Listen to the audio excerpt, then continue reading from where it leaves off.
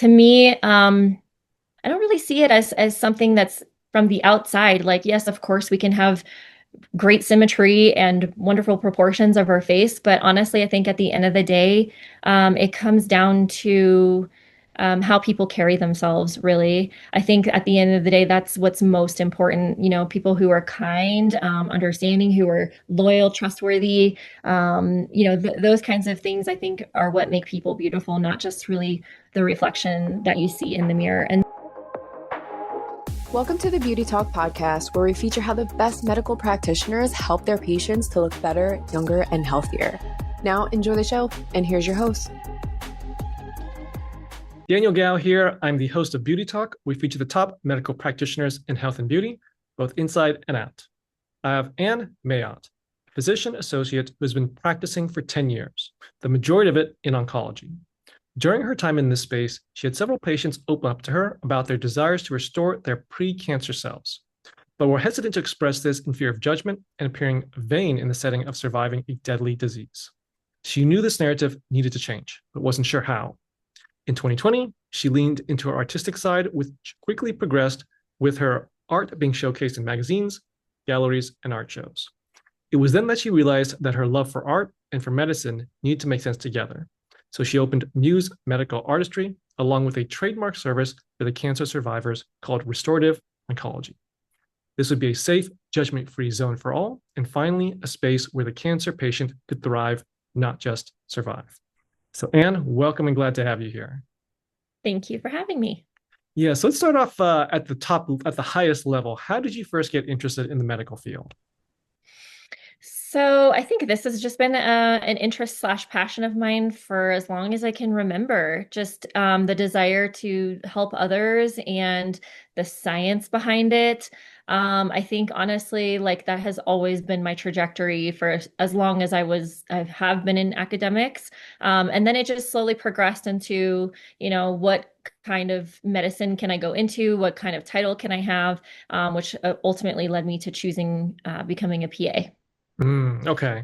And your story as far as making that transition, and you have like the artistic side, and then you want to blend it with the medicine side, which just got you into aesthetics. But can you kind of walk through that journey? Like, what was it that kind of clicked for you that made you want to go specifically into this particular field of medicine? Yeah, so before I even went into medicine, I already knew that I was really interested in aesthetics, and this was long before like aesthetics kind of, really even existed. So I, thought I was going to go the plastic surgery route. Um, and so I always knew that I was really interested in that field. I just didn't know, I don't think I understood quite yet what it was about the field that captured my attention so intensely. And when I started doing art, I realized how much I study faces. I would find myself looking at proportions, shadows, lights, just different features on people's faces, what made it pretty and beautiful and unique. And that's when I kind of knew that, like, okay, so I've been working in this field for, I've been a PA for however long, I've been practicing in oncology. I've recognized a need to bring aesthetics and marry that with oncology. And then I also recognize that, hey, I've got like this really strong interest for studying faces and skin and all these things. And that's when I realized, okay, like this should be one. I should bring this together. And so that was around, the 2022 time frame. Got it. Okay. And now you started your own practice, Muse Medical Artistry. What was it that caused you to want to start your own practice? I mean, why not just take your passion and just work for another practice? Yeah, so anyone who's ever tried to get into the aesthetics industry knows how difficult it is. You can do an endless amount of trainings. And actually, I had started cold calling practices, aesthetic practices, plastic surgery practices back in 2018, before really like the aesthetics field like blew up the way that it is now. So I had started pursuing, this long before it actually decided to open Muse Medical Artistry. And that was the reason I decided to open my own. One, I had a vision of, allowing my artistic side to flourish. I also had the vision with my oncology patients, really having like that safe space to open up about their journey and their recovery and survivorship journey. And then in addition to that, there is a lot of I don't know if red tape is the right word, but that's the reality of it. There's just a lot of hurdles to jump over to try and assert yourself in this space. So I figured I have the training and qualifications and started hitting the pavement pretty hard with my own training and then decided to open. Got it. Okay, so now that you have this practice, I want to talk about some of the services that you provide. I want to start with hormone optimization. So, what is hormone optimization? I know hormones have been around for a long time. I think people have heard about it, but I think with the changes that's been happening in the industry, maybe most people don't understand exactly how this works. So, could you kind of give a high level view? What is hormone optimization? Yeah, absolutely. So, in the traditional medical setting, someone who presents with potentially suspicious symptoms for unbalanced hormones will have usually some basic labs run, and the lab provides a normal range. And as long as somebody fits into the normal range, they're told that they're normal and they don't need hormone balancing. They don't need hormone adjustment or hormone replacement. But that is not the case. So, this is a very delicate process, and our hormone system is also very delicate, and it should not be based off of a very, very generic range. It should be looked at individually based on the person, their age, their health, and their symptoms. And then from there, really optimizing their levels. So optimization meaning, yes, you might be normal, consider, looking at the normal typical range, but that doesn't mean that you are optimized. And so someone who let's say a man has been living at the level of a testosterone level of around 2 to 300 when he should be at 800 to actually feel good and feel normal. That's where we step in, is to say, yeah, sure, someone else is going to look at this and say you're normal. We look at you and say, wow, you are in dire need of hormone optimization. And then we go in from there and correct it, and help people feel better. Got it. So, what conditions or what symptoms would someone probably be experiencing for them to start considering, hey, you know what, you may have a hormone imbalance. You should at least get it checked out. What are some of those common symptoms that people would experience? Yeah, so for men, it would typically be fatigue, low energy and or stamina, especially when going to the gym, low libido, changes in hair pattern. For women, it can really vary quite a bit, but depending on if this is a deficit in estrogen or progesterone or testosterone or all three. But I'd say some pretty classic ones would be, again, fatigue, mood changes, hot flashes, night sweats, changes in weight and how you carry that weight, changes in skin, vaginal changes. So there's a very wide variety of things that can happen to women. And oftentimes they are kind of, written off as like, oh, it's depression or, oh, there's something else going on, and because their numbers fall in the normal range. So there's definitely a lot of clues out there for both men and women that would trigger us to, one, collect their lab numbers, and two, act on those numbers based on how symptomatic they are. Okay. And when it comes to the hormones, is it really simple? Like for men, it's just your testosterone level. For women, it's testosterone, estrogen, and progesterone? Or is it kind of more than that? Or like, what are people kind of looking for? Yeah, there is more to it. Those are, I'd say the foundations of what we're looking at, but there's definitely patterns that we're looking at, like with FSH, LH, those kinds of things. These are other stimulating hormones that tell us what's happening with the organs that secrete these hormones and the feedback loop back to the brain. And how the brain is responding is the brain kind of experiencing like crisis in terms of like, oh my gosh, your body is not getting enough of this particular hormone, and we need to work harder to send out the messages to tell them to work harder. And so those are clues, other labs that we use to help also distinguish what's going on with these certain levels of hormones. Okay, got it. Now, when it comes to the hormones, I'm assuming that the first step for anyone is just come in for a consultation, get your labs done, and then from there, checking where the levels are so that from there you could make the adjustment of what needs to be changed, correct? Okay. Okay. So then once you have that and you start determining, okay, you need this, you need this, you need this, from my understanding, there are different modalities of how people can take hormones. So either a shot or do a pellet or do cream or do something, take something orally. What are the differences between all those modalities? Is it more just a preference or is it kind of one that's better than the others? Yeah, I'd say number one is preference, and also how urgent is it to replace this level. So, if you're looking at something that's topical, you're probably looking at a little bit longer of a time period, especially when it comes to testosterone to reach certain levels. Whereas if you're, to do some injections or pellets, you may reach that optimal level a little bit faster. So I think it depends on urgency. Both from the patient's side of things and then also from their labs. And then comes personal preference. There's definitely some people that really do not mind putting on a patch or applying a gel, or giving themselves shots. But there are some people that are like, absolutely not. Gel is too messy. Shots are scary. I just want to do pellets and not think about it for 6 months.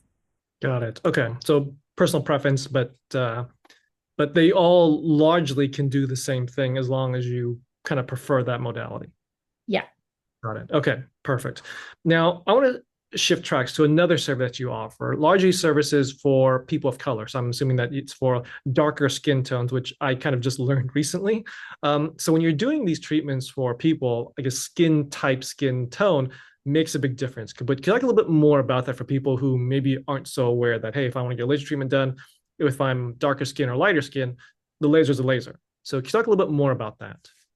Yeah, so there's definitely a lot of different aspects when it comes to people of color because this is a difference in ethnicity, and where we come from in terms of ancestry, right? And so there's that piece, and then there's the safety piece in terms of the amount of melanin that's in the skin. So when it comes to laser treatments or peels or anything like that, patients with darker skin or higher melanin content are at higher risk of developing complications, especially post-inflammatory hyperpigmentation or PIH. So you can burn a patient who has darker skin very easily if you do not understand the appropriate settings or safe wavelengths based on the different light therapies and lasers. And same with chemical peels. They can experience like chemical burns easier as well. So you really have to understand what modalities are safe for patients with darker skin. And then once you do understand that, you have to understand what kind of protocols are safe for them on those devices. So that's one aspect of treating people of color is the safety piece, but also getting them results, not like shying away from these treatments because you're afraid of hurting them, utilizing your tools and using them effectively and safely. The other aspect of treating of people of color is what I, said initially is we don't all look Caucasian, right, in terms of our bone structure and our facial features. And we have encountered that actually here in the Denver area where, someone of color will come to us and say, I visited another aesthetics practice. They drew out this plan for me and they tried to Europeanize me, meaning they tried to make me look like a white Caucasian European person by basically following a protocol of how you would inject them, right? And their facial proportions and their features. So, from Asian to black to white and other races, proportions change. And so really, really taking that into consideration and honoring the differences that make those ethnicities unique rather than trying to make them look like someone else. Hmm. Now, when it comes to darker skin tone, is it something where you have to use completely different, let's just call it like lasers or modalities, or you still can use the same one. It's just how you apply it. Like for lasers, maybe it's like a lower light setting, or for chemical peels, maybe it's not as potent. So what's the difference there? Like, can you use some but not others, or is it just kind of dialing it down or dialing it up depending on the situation? You can use some and not others. So, depending on a Fitzpatrick number. So, Fitzpatrick scale is how we measure how light or dark skin is, how easy it tans or burns, and how well they hold on to pigment. And so that gives us an idea of their kind of like natural melanin production, but also how risky it is that they may develop complications with inappropriate therapies. So it can be very much like IPL, for instance, intense pulse light is absolutely not appropriate for a Fitzpatrick like 5, 6. And then there are certain laser wavelengths that are not appropriate for a Fitzpatrick 5 or 6. Really, what it comes down to is finding the sweet spot, the appropriate wavelength for those darker skin types, and then also dialing the settings properly as well. So it's not just about eliminating the ones that are an absolute no, it's also about knowing how to use the ones that are considered safe. Okay, good to know then.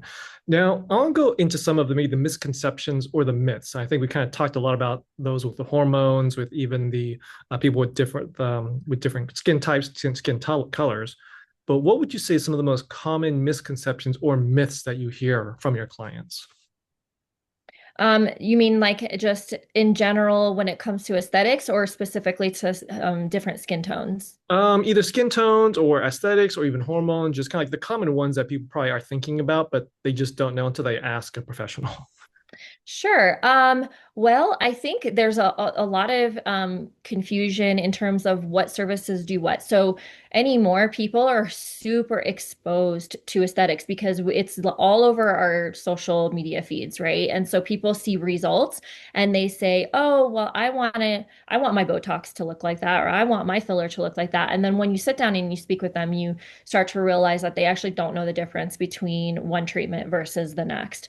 So I would say that that's number one, just like a general, just not, not a in-depth understanding of what each service does and what it's meant to do and what it's not meant to do. So I think that that's number one. And then, I'd say in terms of like hormones, honestly, it stems back to people's previous visits with their traditional medicine providers. They say, "Oh, well, I was already tested. I was already normal. I know I don't need this." So that's a really something that needs to be broken down in terms of like it's a barrier, right? And we need to break that barrier down and get people to understand that what has happened in those settings is very rigid and oftentimes not helpful and or accurate. So really kind of trying to break down that barrier to help people understand that there are, in fact, a lot of things that we can do and correct to help them feel better. Got it. Okay. Now, Anne, let's say that somebody is looking to get some type of aesthetic treatment done, but they don't know any providers. What would be the piece of advice you would give to that person so that they can find the provider that is good, knowledgeable, makes them feel comfortable, and can get them the results they're looking for? Yeah, so first and foremost, depending on where you're located in the country, there are certain laws and states and whatnot that are more lax and or more strict. Colorado, Texas, we are a couple of the very few states in this country that allow people to practice aesthetic medicine without a medical license, and that is beyond scary because there are complications that can arise, and these complications can be very serious. So, number one, I would absolutely tell people to vet that provider? Do they have a medical license? If they're being delegated to perform these medical procedures, how close is their medical director? So I would say number one, you want to find somewhere that's safe and competent. So that would be a very, very top of my list. And then from there, like ask questions. If you do end up getting an appointment with a provider and you're in their chair, you got to ask questions in terms of like, what's the difference between this and that? If you're wanting certain services that might seem a little bit I don't know, kind of out of the box or maybe not appropriate for your face, those kinds of things, you need a provider that's going to tell you no. So someone who is constantly saying yes to everything that you want, most likely they're after your money and not your best interest. So that would be number two. And then number three, making sure that they have like safety protocols in place, honestly. So it's really not just about getting injections and walking out and feeling, beautiful. It's really about like the long-term effects, how is this going to affect me in a year or 2 years? If something doesn't go as planned, how is it going to be reversed? And then, of course, like if everything is going beautifully and whatnot, then how do you build on that, right? Like what's the long-term plan to continue to keep me feeling and looking fresh and youthful and feeling my best? So those are the things that I would look for. Okay, that's great. Very easy advice for people to follow.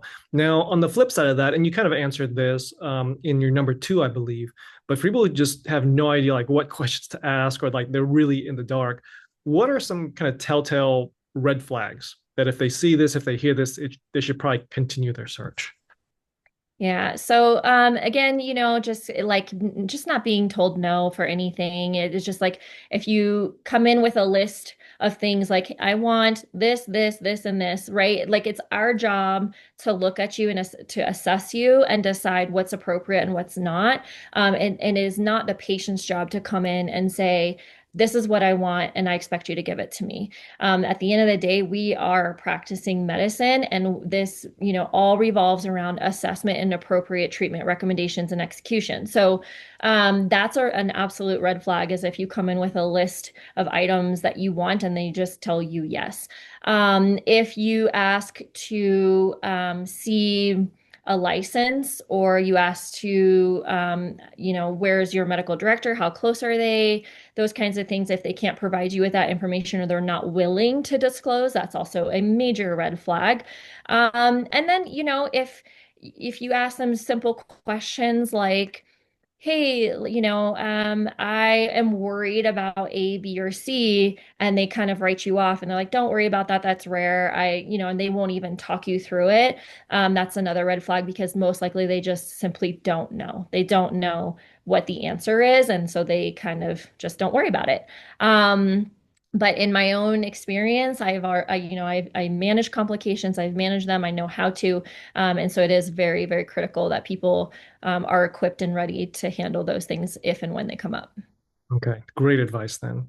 Now, I think that with your artistic background, I think I know what the answer to this question is, but how important do you think it is to have an artistic eye in what you do? Oh my gosh, it's so important. And it's a delicate balance, right?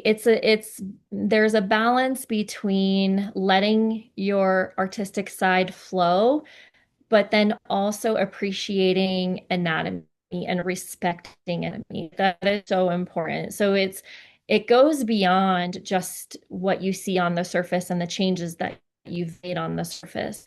You have to be able to respect what is underneath, from the very deep, down to the bone, to the vessels, the fat, the ligaments, all of that.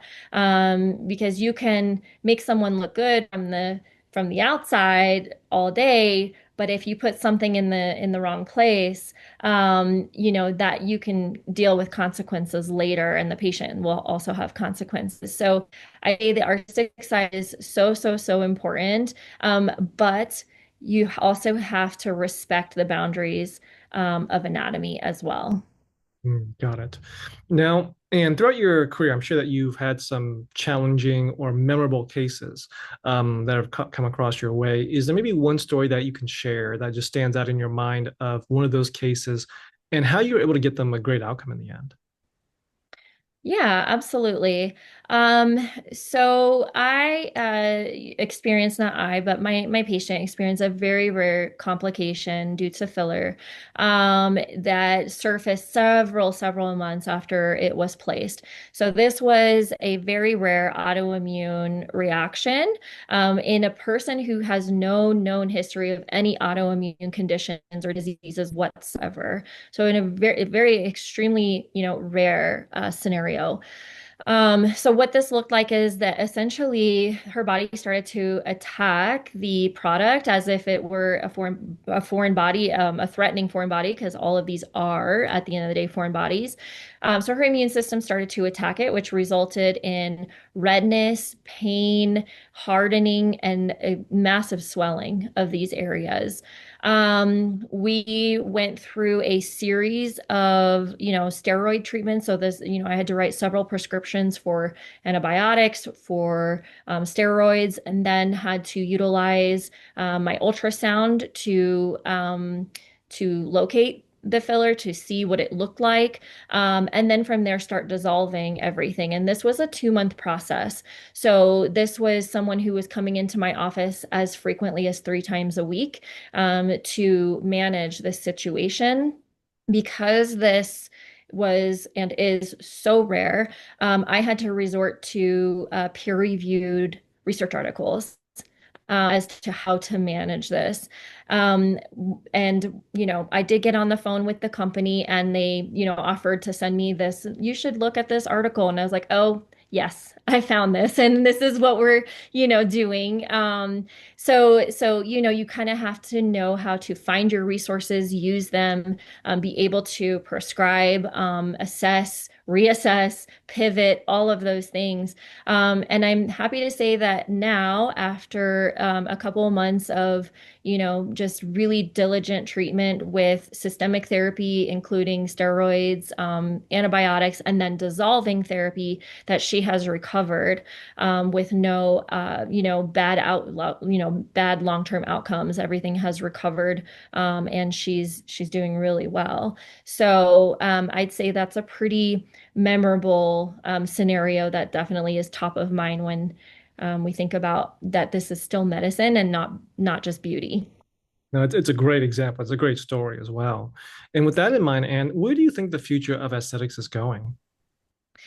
Um, I think it's actually, very at a very exciting time in aesthetics. I think people are leaning more towards look, not trying to look like someone else. I think that's in the past, and really embracing themselves, but looking like a more refreshed version of themselves. A lot of times we look at ourselves in the mirror and we look older than we feel, if that makes sense. All of us are kind of, I think, stuck in our late 20s, early 30s, and we were like, no, I'm really not 40, I promise. Like I'm still 30. And we want to look that way, the way that we feel. And so I think people are really pursuing just trying to feel more like a refreshed, youthful version of themselves, and not like, I want to look like a Kardashian or I want to look like this. They're just really embracing that whole graceful aging, feeling and looking refreshed. And in that sense, I think a lot of our trends are going in the direction of regenerative aesthetics, where we are using less fillers, honestly. They're still very impactful and beautiful and useful in the right situations, but more towards regenerative treatments like biostimulators, like Sculptura, Radiesse, your collagen stimulating treatments like microneedling, chemical peels, and lasers, having the skin look as clear and even as possible, again, with your lasers and whatnot. And then really taking advantage of your home treatments, like tretinoin is really big right now. I think people are finally jumping on that train and understanding its impact over time. And then, just really people are becoming more savvy with understanding active ingredients and what they can be doing from home as well. So I think that's really the direction and the future of aesthetic medicine. Got it. And with your practice, Muse Medical Artistry, what is your vision for your practice?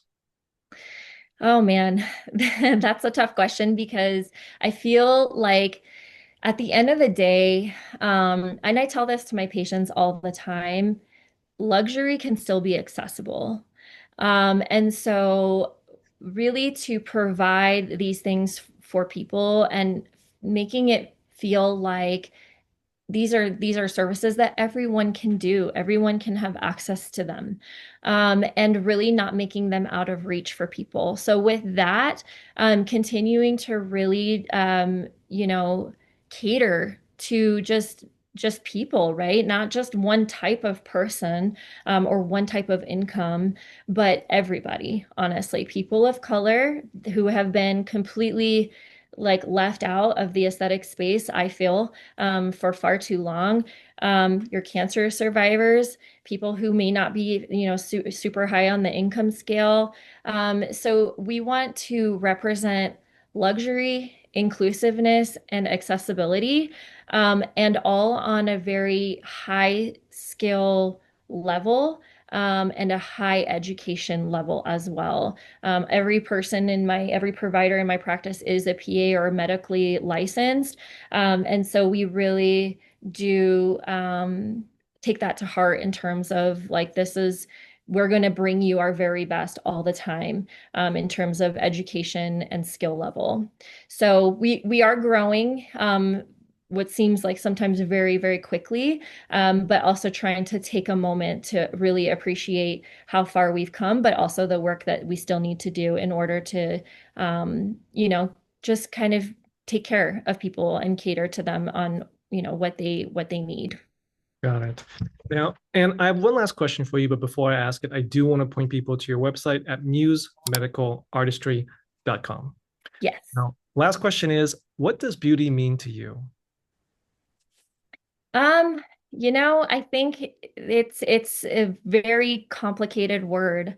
It's a lot of things. It's to me, I don't really see it as something that's from the outside. Like, yes, of course, we can have great symmetry and wonderful proportions of our face, but honestly, I think at the end of the day, it comes down to how people carry themselves, really. I think at the end of the day, that's what's most important.